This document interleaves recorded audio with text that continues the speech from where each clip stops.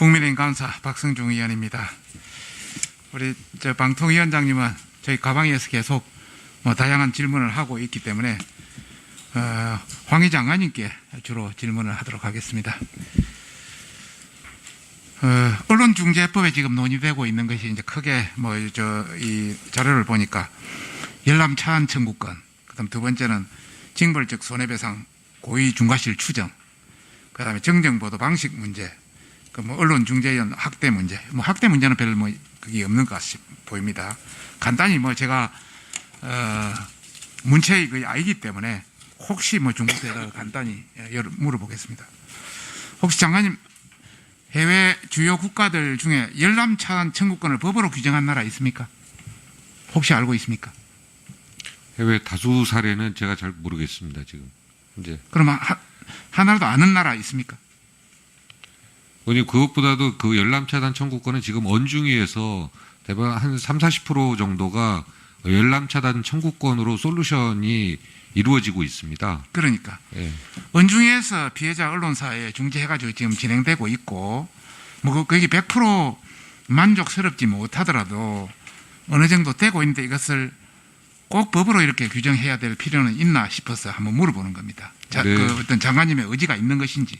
예, 언중위에서도 이 부분이 실제로 실효적으로 이렇게 이루어지고 있기 때문에 열람 차단 청구권은 그래서 필요하다라는 언론중재위원회의 의견도 있었습니다. 예.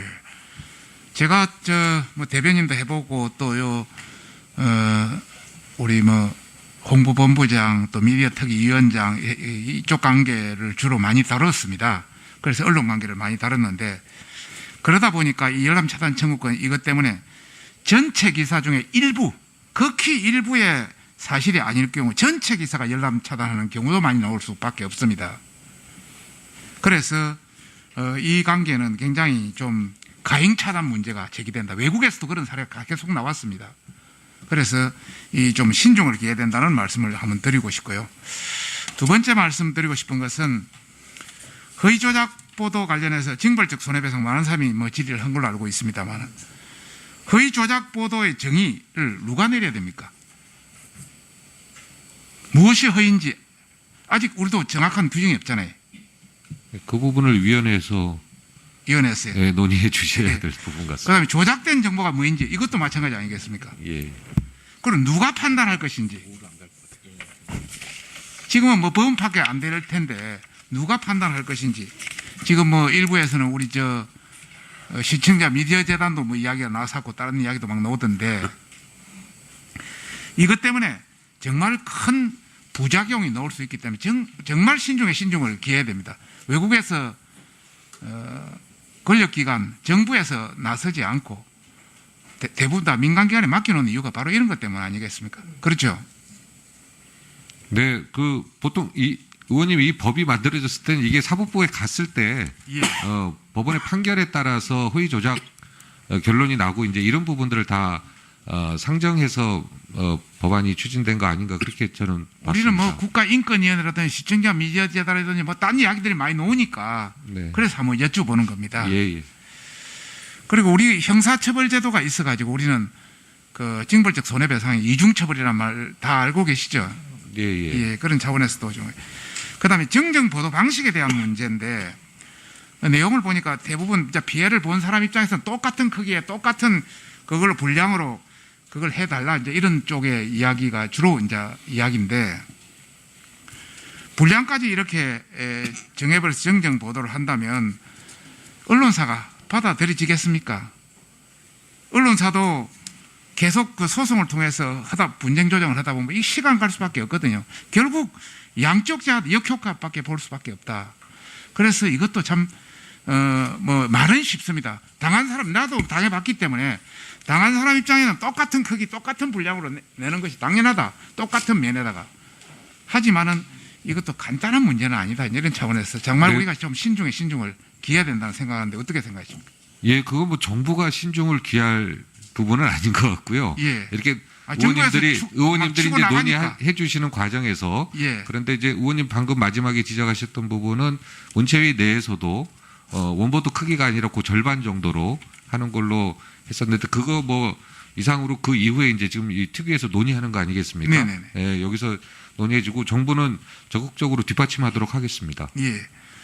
그다음에 신문법 보니까도 뭐 한 서너 개 논의되던데 인터넷 뉴스 서비스의 기사 배열 공정성, 언론 종사의 편집권, 그다음에 기사와 광고의 어떤 구분 문제, 또 해외 기업의 인터넷 뉴스 서비스 사업자 등록 문제 뭐 이렇게 주로 언급이 되던데요. 그 알고리즘 관련해서 전부 지금 대부분 그 언급되는 게 문체에서 언급되는 게 공개하라고 언급됐죠. 네, 공개하는 게 저는 타당하다고 저는 생각하고 있습니다. 아 그렇습니까? 예. 저도 사실 알고리즘 공개하라고 이야기도 했고 20대도 그래 이야기를 했고 또 지금도 어느 정도 그걸 하고 있습니다만은 또 내부적으로 또 좀 더 깊이 들어가 보니까 여러 가지 문제도 있을 수 있다 이런 생각에서 한번 장관님의 그 생각을 한번 여쭤보고 싶습니다. 네. 지금도 각종 어뷰징이 굉장히 난무합니다. 굉장히 예를 들자면 뭐 우리 저 네이버나 다음카카오뿐만 아니라 구글 뭐 그 유튜브 동영상 뭐 이야기한다면 하루 올린 것이 88년분을 봐야 하루 올린 걸 다 볼 수 있답니다. 그러니까 볼 수가 없는 거죠. 이 자체 그걸 하기가 굉장히 쉽지 않습니다. 그래서 알고리즘이 완전히 공개됐을 때 이런 어뷰징을 막을 방법이 있겠느냐? 도저히 불가능하다. 인간 도저히 불가능한 거 아니겠습니까? 그죠? 그렇다면 알고리즘 완전 공개는 실제 쉽지 않은 문제다. 우리가 뭐 말은 자꾸 하지만은 실제 쉽지 않은 문제다. 어떻게 생각하십니까? 글쎄요, 이제 그게 회사 차원에서는 그 영업상 공개할 수 없는 부분인지 이제 그건 모르겠는데요. 실제로 그 뉴스의 공공성 측면에서 기사 배열이라든가 이런 것들이 문제 제기가 된다면 그것도 뭐 해당 회사에서도 플랫폼 회사에서도 충분히 검토할 만한 부분이라고 생각합니다. 공개 자체를. 그래서 지금 알고리즘 공개하는 게 어느 수준까지 공개하는지 알고 계십니까? 구글은 지금 아웃링크 방식으로 지금 뉴스에는 관여하지 않는 그러니까 조금 다른 그거하고 부분이죠. 다른 개념이고 예, 예.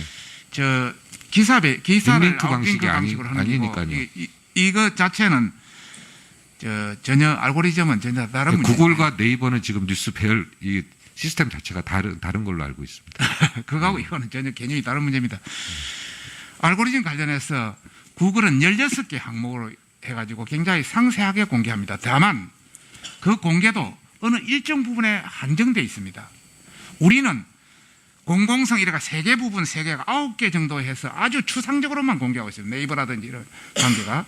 그래서 우리는 그보다 구글보다 훨씬 못하고 있기 때문에 어느 수준에까지 공개는 돼야 된다. 이제 이렇게 이제 우리가 주장하는 거죠. 그런데 이제 통상적으로 볼 때는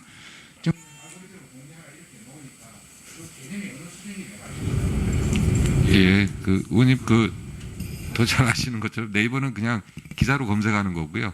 구글은 저 언론사 들어가가지고 홈페이지 들어가서 기사 검색하는 거기 때문에 다른 걸로 알고 있습니다. 예. 아, 예. 예. 예, 그래서 알고리즘 공개 여부가 더 중요한 걸로. 예. 예. 예.